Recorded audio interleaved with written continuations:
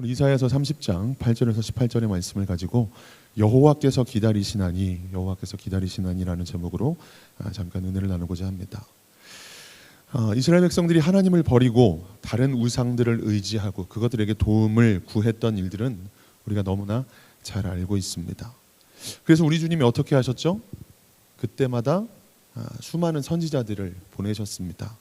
회개 메시지를 그들로 하여금 선포하게 하셨죠. 우리가 오늘 읽어본 이사야서의 말씀도 이사야 선지자를 통해서 이런 하나님의 회개의 메시지, 돌이키라는 메시지를 이사야도 하나님의 말씀을 대언했습니다. 돌아오라고, 지금이라도 돌이키라고, 내게로 돌아와서 나와 교제하자라는 하나님의 말씀을 이사야는 계속해서 대언합니다. 이사야뿐만 아니라 수많은 하나님의 사람들, 선지자들을 통해서 선견자들을 통해서 수없이 말씀하셨죠. 그러나 그들은 돌이키지 않습니다. 이런 선지자들의 메시지에 귀를 기울이지 않았죠. 오늘 본문에도 이런 이스라엘 백성들의 그들이 선견자와 선지자들을 통해 하나님의 회개의 메시지를 들었을 때 그들이 어떻게 말했는가에 대해서 기록하고 있어요. 특별히 이사야 30장 9절에서 11절에 보면 이렇게 기록합니다. 30장 9절 11절 읽어보겠습니다. 대저 이는 패역한 백성이요 거짓말하는 자식들이요 여호와의 법을 듣기 싫어하는 자식들이라. 그들이 선견자들에게 이르기를 선견하지 말라, 선지자들에게 이르기를 우리에게 바른 것을 보이지 말라, 우리에게 부드러운 말을 하라, 거짓된 것을 보이라. 너희는 바른 길을 버리며 첩경에서 돌이키라. 이스라엘의 거룩하신 이를 우리 앞에서 떠나시게 하라 하는도다. 아멘. 기가 막히지 않습니까? 이 말씀을 다시 잘 읽어보시면 이렇게 얘기하는 거예요. 바른 말 듣기 싫으니까 그냥 우리에게 듣기 좋은 말을 해라고 얘기하는 거예요. 하나님의 말씀을 증거하는 회개 메시지를 선포하는 선지자들과 선견자들에게 듣기 싫다고, 여호와의 법 듣기 싫으니까 더 이상 그만 말하고 이스라엘의 거룩하신 이를 우리 앞에서 떠나시게 하라고 그들이 대답했다라고 하는 거예요. 여러분 이렇게 말씀하실 수 있으세요? 꿈에라도 우리 하나님 말씀 듣기 싫으니까 그만 좀 말해. 귀찮아, 하지 마. 듣기 싫다고 이렇게 어떻게 말할 수 있느냐. 하나님을 안 믿는 사람이라면 이렇게 말할 수 있을지 모르겠습니다. 하나님 나와보라고, 하나님 있으면 내 앞에 좀 나와보라고, 따질건 나 좀 쳐보라고, 내가 눈 하나 깜짝할 것 같아? 이런 말 안 믿는 사람이라면, 하나님의 존재를 부정하는 사람이라면 할 수 있겠죠. 그렇게 말하는 사람을 가끔가다 만날 수 있을지도 모릅니다. 그런데 주님을 만난 사람은, 주님을 믿는다는 사람은 절대로 그렇게 말할 수 없을 거예요. 하나님 그냥 내 곁에서 떠나라고 하시라고, 듣기 싫다고. 그런데 지금 이스라엘 족속이, 하나님을 믿는다는 사람들이, 하나님의 택함을 받았다는 사람들이 지금 이렇게 말했다는 거예요. 선견하지 마, 우리에게 바른 것을 보이지 마, 거짓된 것이라도 좋으니까 우리가 듣고 싶은 말만 하라고 얘기하는 거예요. 이스라엘의 거룩하시니 하나님 우리 곁에서 떠나시라고 해라고 말하고 있었다는 거예요. 그들이 얼마나 하나님을 대적하고 하나님을 떠난 삶을 살고 있었는지 그들이 지금 하는 말을 통해서 우리가 알 수 있는 거죠. 그래서 하나님께서 책망하십니다. 이사야 30장 14절부터 17절까지 봐야 되는데 14절 말씀만 좀 같이 읽어보겠습니다. 그가 이 나라를 무너뜨리시되 토기장이가 그릇을 깨뜨림같이 아낌이 없이 부수시리니 그 조각 중에서 아궁이에서 불을 붙이거나 물 웅덩이에서 물을 뜰 것도 얻지 못하리라. 아멘. 가끔 다큐멘터리나 이런 여러 프로그램들을 통해서 토기장이가 이렇게 그릇을 만드는, 도자기를 만드는 장면들을 보신 적이 있을 겁니다. 근데 우리가 봤을 때는 너무 멀쩡하고 예쁘고 잘 만들어진 것 같은데 그 전문가가 봤을 때는 이거 어디가 미세하게 틀어지고 잘못된 것들, 잘못 만들어졌다 싶으면 완전 산산조각 내버리는 것들을 보신 적이 있을 거예요. 지금 요 장면을 떠올리시면 이 말씀이 이해가 쉬우실 겁니다. 토기장이가 그릇을 깨뜨리는 것처럼 아낌없이 산산이 부숴버리겠다. 그래서 그 조각으로는 물도 불도 어떤 것에도 쓸 수 없을 만큼 아예 박살을 내버리시겠다라고 말씀하시는 거죠. 17절까지 읽어보면 너희가 도망쳐도 도망하지 못하겠고 살아남는 자가 있긴 하겠지만 겨우 얼마만 살아남아서 마치 산꼭대기의 깃대처럼 보이겠다라고 말씀하세요. 그 수많은 백성들이 다 죽고 얼마 남지 않은 그냥 깃발 하나가 꽂혀 있는 것처럼 보이는 보잘것없는 모습으로 만들어 버리시겠다. 그렇게 이 나라의 죄를, 이 백성들의 죄를 갚으시겠다라고 말씀하셨다는 거예요. 백성들이 했던 하나님을 거역하는 말도 놀랍지만 우리 하나님의 엄중한 심판의 메시지 또한 우리에게 새롭게 들려지는 거죠. 여러분, 우리 하나님은 사랑의 하나님이시기도 하지만 동시에 공의의 하나님이심을 잊지 마시기를 주님의 이름으로 축복합니다. 그럼 도대체 하나님이 이스라엘이 하나님을 떠난 일이 무엇이었는가 좀 우리가 살펴봐야 되겠죠. 그들이 도대체 어떤 일을 행했기에 하나님은 그들을 이렇게 책망하셨는가? 그것은 이스라엘이 하나님이 아니라 애굽을 의지했던 일입니다. 이사야서 30장 1절에서 2절 말씀이에요. 같이 읽어볼까요? 여호와께서 이르시되 패역한 자식들은 화 있을진저 그들이 개교를 베푸나 나로 말미암지 아니하며 맹약을 맺으나 나의 영으로 말미암지 아니하고 죄에 죄를 더하도다. 그들이 바로의 세력 안에서 스스로 강하려 하며 애굽의 그늘에 피하려 하여 애굽으로 내려갔으되 나의 입에 묻지 아니하였도다. 아멘. 이 당시에 어떤 세계의 정치적인 상황을 좀 살펴볼 필요가 있는데 당시 세계는 아수르가 서진 정책을 펼치고 있었습니다. 계속 서쪽으로 아수르가 자기 영토를, 나라의 지경을 넓혀가고 있었어요. 그래서 이 아수르와 대적할 만한 힘이 없는 약한 나라들이 제각기 동맹을 체결하는 분위기였습니다. 예를 들면 지금으로 말하면 예를 들어서 일본과 중국이 서로 동맹을 맺고 야 우리 지금 미국이 막 이렇게 하자고 하니까 우리 좀 동맹을 맺어서 그거 대적하자. 아니면 유럽끼리 뭐 뭉친다든지 지금 분위기가 사실 그러고 있죠.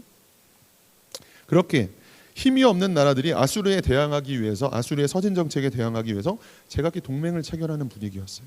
근데 이스라엘은 아수르와 원래는 화친 정책을 폈었습니다.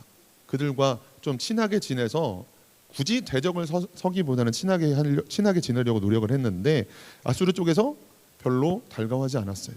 그래서 오히려 어차피 아수르와 친하지 못할 거면 차라리 반아수르 정책을 펼치자.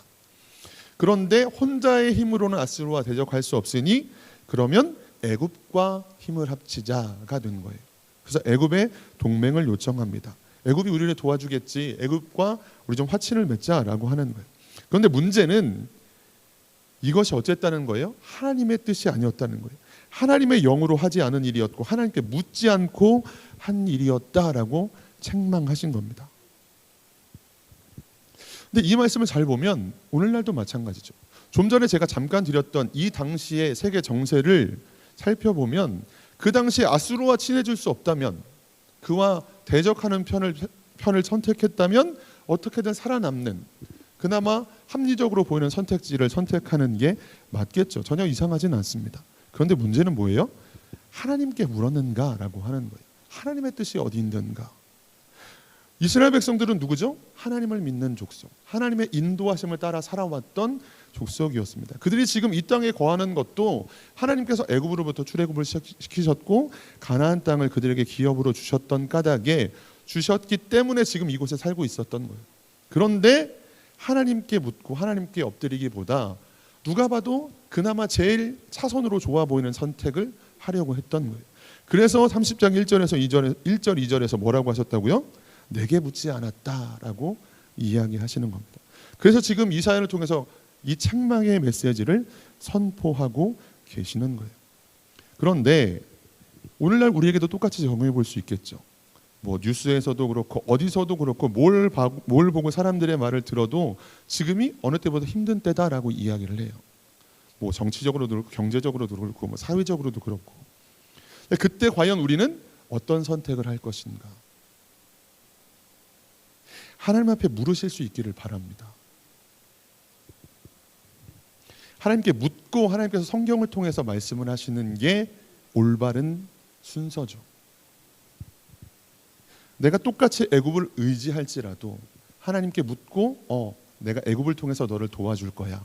가서 애굽에게 이렇게 하거라 라고 말씀하시는 것과 하나님께 묻지 않고 누가 봐도 지금은 애굽이 제일 괜찮은 선택지인 것 같아 라고 가는 것은 전혀 다른 선택이 되는 거죠. 애굽이든 사람이든 어떤 내게 경제적인 도움을 줄 수 있을 것 같은 누군가를 찾아가는 것 그 어떤 것도 마찬가지라는 거예요. 하나님은 분명 사람을 통해서 일하십니다. 사람을 통해서 역사하세요. 돕는 손길을 보태주시기도 하고 그를 통해서 우리가 은혜를 얻게 하시기도 합니다. 그러나 우리가 먼저 해야 되는 것, 잊지 않아야 하는 것은 뭐예요? 먼저 하나님께 묻는 것, 하나님의 뜻이 어디 있는가를 묻는 것, 그것이 우리에게 가장 우선된 것이어야 한다라고 하는 거예요. 그랬을 때 하나님께서 우리에게 알려주시고 인도하시고 우리의 삶에 역사하신다라고 하는 거예요. 하나님만 바라보실 수 있기를 주님의 이름으로 축복합니다. 하나님께 먼저 물으실 수 있기를 주님의 이름으로 축원합니다. 그때야말로 하나님께서 우리의 피난처가 되실 줄 믿습니다. 그런데 오늘 본문은 이것으로 그치지 않습니다. 지금 무슨 얘기를 드렸죠? 이스라엘 백성들이 하나님께 묻지 않고 애굽으로 도움을 요청하러 갔던 일, 그 일에 대해서 하나님께서 책망하셨던 것까지 보았죠. 그런데 오늘 우리가 18절까지 읽어봤잖아요. 18절에 보면 이런 말씀이 기록되어 있습니다. 같이 읽어보겠습니다. 이사야서 30장 18절. 이거 아닌데요. 이건 로마서인데. 제가 뺐나요? 18절 성경을 좀 보시죠. 제가 뺐나요? 읽어보겠습니다. 시작. 그러나 여호와께서 기다리시나니 이는 너희에게 은혜를 베풀려 하심이요 일어나시리니 이는 너희를 긍휼히 여기려 하심이라. 대저 여호와는 정의의 하나님이심이라. 그를 기다리는 자마다 복이 있도다. 아멘. 이 말씀을 딱 읽는데 너무 감사하더라고요. 이 앞절까지 내용이 쭉 모였어요.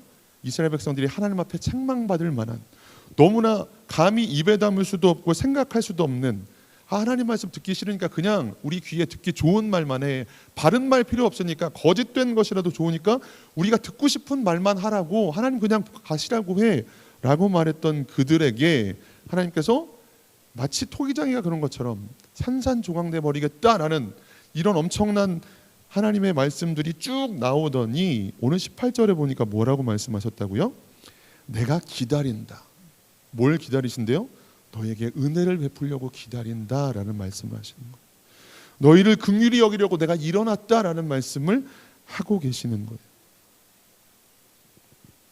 지난 시간 그리고 지지난 시간 계속해서 어떤 말씀을 드렸느냐면 예수님께서 최후의 만찬 때 가룟 유다와 베드로에게 하셨던 말씀들에 대해서 잠깐 살펴봤었습니다.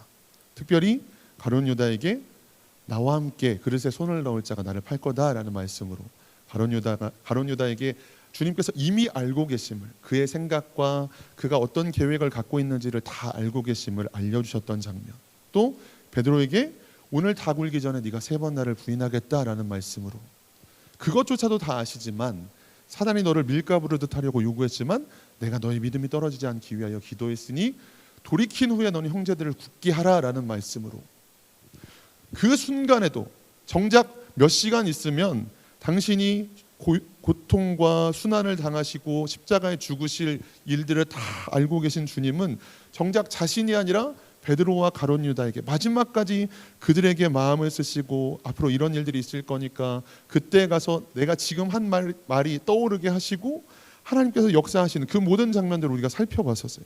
그때 그 순간에도 어디까지라는 말씀들을 나눴었습니다. 그리고 그 다음에는 예수님께서 그 고난의 길을 끝까지 걸어내시고 십자가에 죽어주셨고 부활하셔서 빈 무덤을 보았음에도 불구하고 엠마오로 가는 두 제자들 여전히 깨닫지 못하고 있고, 정작 주님이 옆에서 그 말씀들을 하나하나 깨닫게 가르쳐 주시고 계심에도 눈이 어두워서 주님인지 모르는 그 장면들 속에 제가 그때 그런 고백을 드렸죠. 이 말씀을 묵상하고 듣는데 진짜 우리 주님은 어디까지 참으신 걸까? 어디까지 인내하시고 어디까지 참으신 걸까? 주님이 십자가에 죽어주신 것만으로 그치지 않는, 십자가에 죽기까지 우리를 사랑하시고 우리를 위해서 은혜를 베푸셨던 그 주님은 부활하신 이후에도, 죽음 이후에도 여전히 깨닫지 못하는 그들에게 다가가셔서 계속 말씀해 주시고 깨닫게 하시는 그런 장면들을 우리가 살펴봤었어요. 도대체 주님은 어디까지 참으실 수 있는 걸까? 어디까지 인내하실 수 있는 걸까? 그런데 오늘 이 말씀을 보면서 그 2번의 말씀과 연계된 이해가 오더라고요. 오히려 주님께서 다 알고 계셨잖아요. 가룟 유다가 팔 것도, 베드로가 이제 잠시 후면 그 눈과 눈이 마주치는 그 지척의 거리에서 당신을 부인하고 저주하고 욕할 것들을 알고 계셨음에도 불구하고 오히려 계속해서 그러나 네가 다시 돌이킨 이후에는 이렇게 행하거라 라고 말씀하셨던 장면들을 계속 보면서 오히려 주님은 얼마나 마음이 아프셨을까, 답답했을까라는 생각에만 제가 이렇게 뭐라고 했을까요? 매몰돼 있었는데, 그런데 오늘 본문 말씀을 보면서 그것들에 대한 답을 얻게 된 것 같았다고요. 오히려 이 악한 이스라엘 백성들에게 산산이 내가 부셔버리겠다라고 말씀하시지만 동시에 뭐라고 얘기하셨다고요?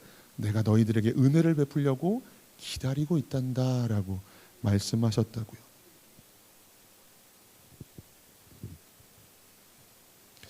야, 내가 사랑해줄 만큼 해주지 않았니? 야, 내가 십자가에 죽기까지 너를 사랑했는데 얼마나 더 해야 되니? 아직도 깨닫지 못하니라고 말씀하셔도 전혀 이상하지 않을 주님이, 아니, 나는 지금도 기다리고 있단다. 너에게 은혜 베풀 그날을, 그 순간을,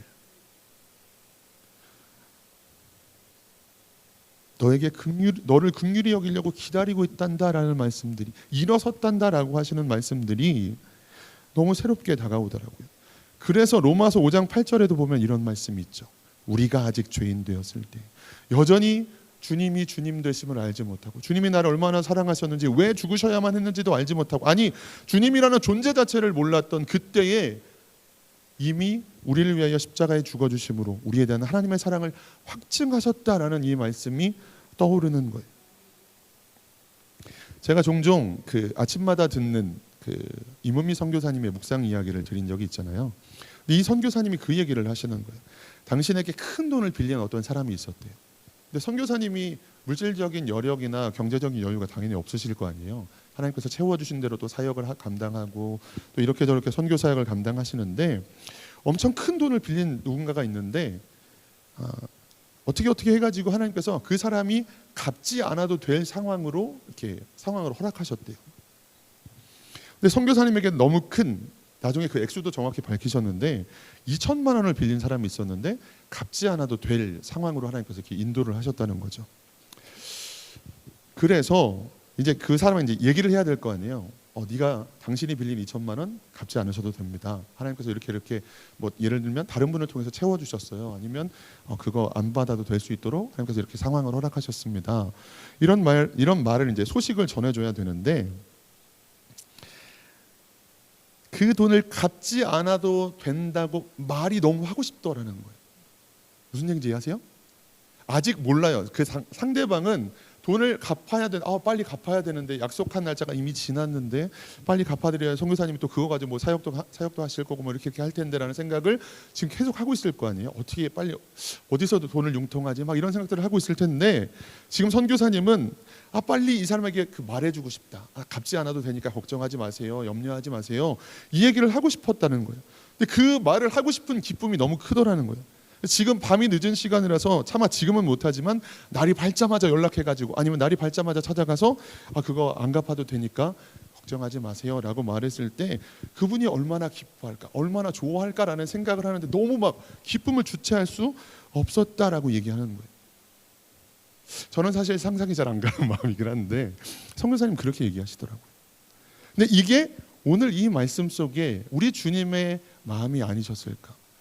진짜 몰라서 그들이 하는 행동 하나하나가 마치 예수님께서 십자가에 달리셨을 때 저들이 하는 일이 무엇인지 알지 못한다라고 그렇게 말씀하시는 장면처럼, 그러나 지금 내가 아무도 알지 못한 채 여전히 죄인된 까닭에 주님이 왜 십자가에 죽고 계시는지, 왜 저기서 비난 가운데 침뱉음을 당하고 욕먹음을 당하고 저 발가벗겨진 모습으로 죽임 당하고 있는지 전혀 알지 못하는 그들에게 주님께서는 마치 은혜를 베풀려고 기다리시고 그들을 긍휼히 여기시려고 일어나시는 그 모습이 마치 선교사님이 그랬던 것처럼 너무 기뻐서, 그러나 이들이 깨닫고 돌이켰을 때는 이 사랑에 감격하겠지, 그때는 나의 이 죽음이, 이 십자가의 길이 저들에게 소망이 되겠지, 부활의 영광이 되겠지라는 생각들이 우리 주님에게 기쁨과 무엇과도 바꿀 수 없는 즐거움이셨겠구나라는 생각이 들었다는 거예요.